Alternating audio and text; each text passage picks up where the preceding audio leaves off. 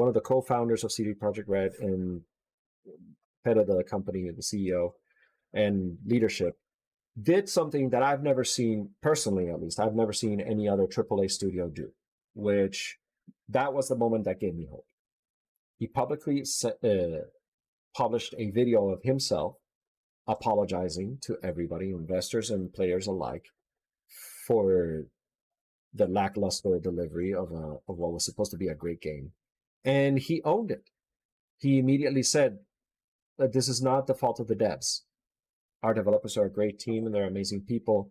Ultimately, what led to this was decisions made by leadership, us. And it's on us that this happened.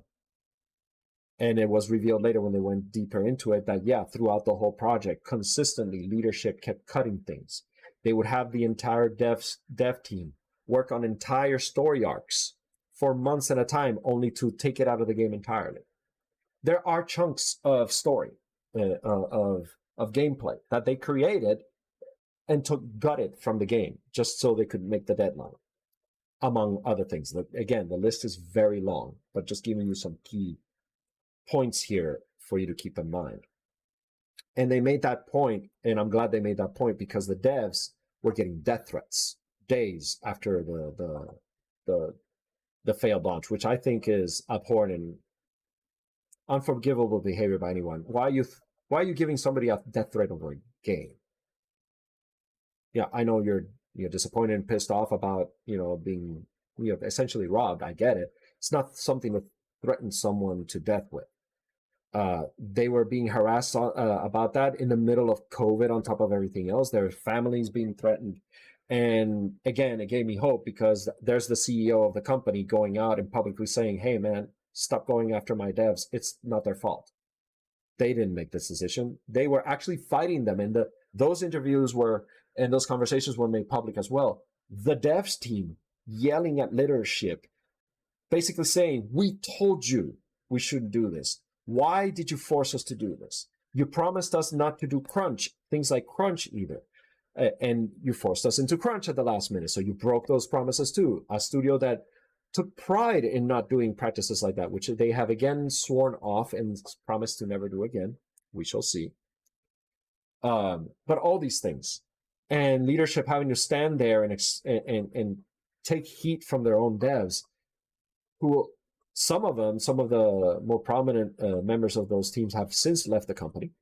And I don't blame them. If I am doing my job and my leadership, my management in my company is basically gutting all the work I'm doing, forcing me to do more work, spend hours and months on something only to just toss it out the window and then tell me to hurry, and then not listen to me when I'm telling them this is going to blow up in their face if we keep doing the wrong thing, and forcing me to do my job the wrong way. And then I get death threats on top of that. I'm surprised they lasted as long as they did. And by the way, if this somehow reaches the ears of all those devs over at CD Projekt Red and those who have left, those who remain, my people, you guys deserve an entire box of medals. You guys are amazing, just for the fact that you were stuck to your guns and you kept working on this thing, whether reluctantly or not. You deserve much more respect. You deserve all the compensation in the world, what was promised you and more, which is another thing that happened. They were talking about at one point, I promised them raises and bonuses based on the sales of the game. And then when the game didn't seem like it was going to sell well, they were going to renege on that. They quickly, backpedaled, and I said, no, you're going to get paid. I don't know if they did. But again, you guys, amazing. All my respect.